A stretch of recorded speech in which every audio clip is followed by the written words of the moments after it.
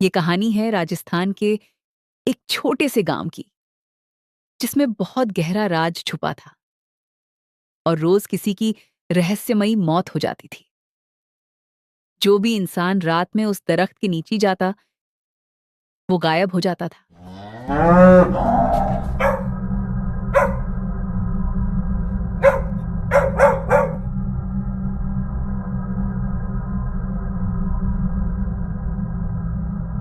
अरे भाई, क्या तुम्हें पता है कि उसने कल रात अर्जुन को मार डाला और उसे जिंदा ही खा गई।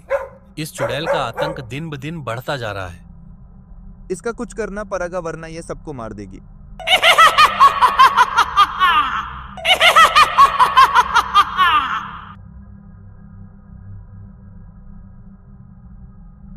रोहन एक प्राइमरी स्कूल का स्टूडेंट था और वह चुड़ैलों में विश्वास नहीं करता था।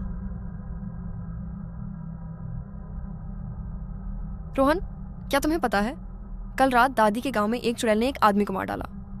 यह सच नहीं हो सकता। चुड़ैल जैसी कोई चीज नहीं होती। मैं गांव जाऊंगा और सबको साबित कर दूंगा कि मैं सही हूँ। अभी तुम बच्चे हो रोहन, बहुत सारी बातें हैं जिनका अभी तुम्हें पता नहीं है। मैं तुम्हें खतरे से दूर रहने की सलाह दूंगी। खुद को कोई मुसीबत में ना डाल लेना। अगले दिन रोहन गांव के लिए निकल गया।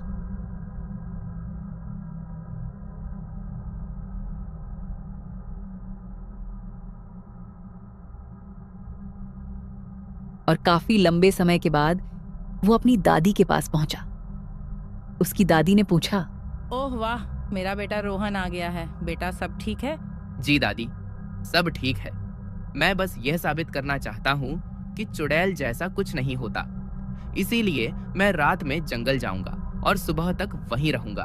तुम ऐसा कुछ नहीं करोगे। वो चुड़ैल बहुत खतरनाक है, वो तुम्हें मार डालेगी। मुझे लगता है रोहन अब सो गया है। मुझे भी जाकर सो जाना चाहिए।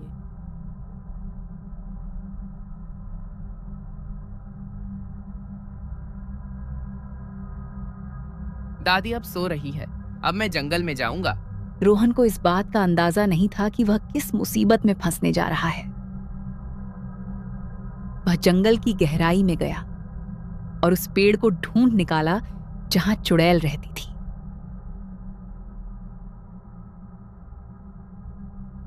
देखा, मैंने कहा था चुड़ैल जैसा कुछ नहीं होता। कुछ भी नहीं है इधर।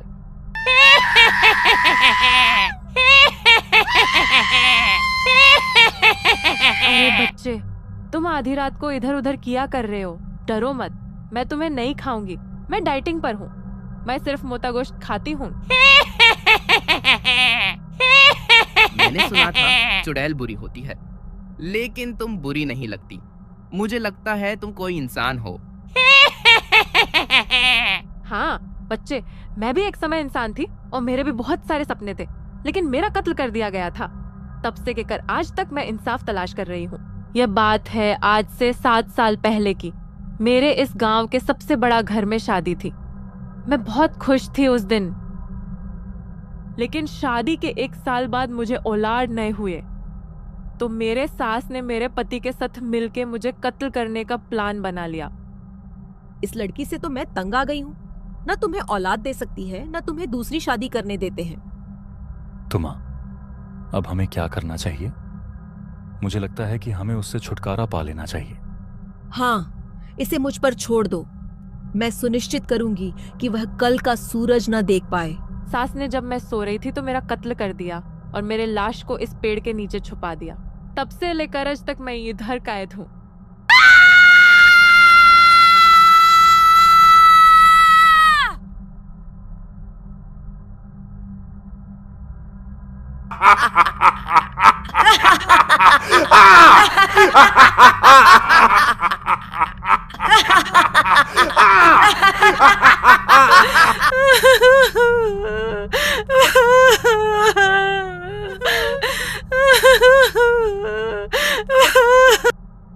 ये तो अच्छा नहीं हुआ तुम्हारे साथ।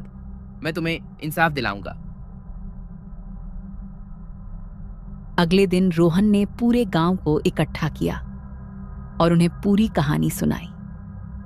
और वे सब उस आदमी के घर गए जिसने उसकी हत्या की थी। तुम्हारा राज खुल गया है। तुमने अपनी बीवी का खून किया है और उसको इस पेड़ के नीचे छुपा दिया है जिसको भूटिया पेड़ कहते हैं। हाँ माई, और मेरी माँ ने मिलकर उस लड़की का कत्ल किया था क्योंकि मुझे दूसरी शादी करनी थी और वो कांटा बनी हुई थी। तो मेरे माँ के कहने पर हमने उसका खून कर दिया। आज तक ये बात किसी को नहीं पता। तुम्हें कैसी पता? मोहनी किधर हो तुम? सामने आओ। मैं तुमसे माफी मांगना चाहता हूँ, प्लीज सामने आओ।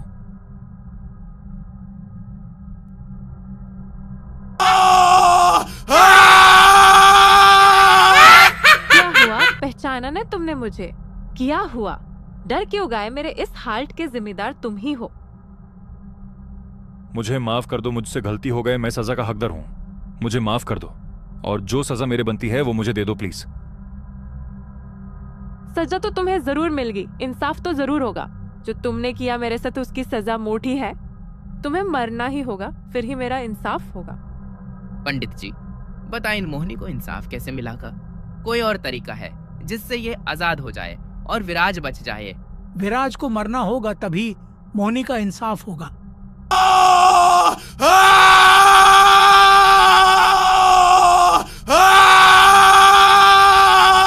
मोहिनी के जनी के बाद गांव खुश हो गया, लेकिन कुछ रहस्य ऐसे थे जिनका खुलासा नहीं हुआ। अगर आपको कहानी पसंद आई तो लाइक और सब्सक्राइब करें।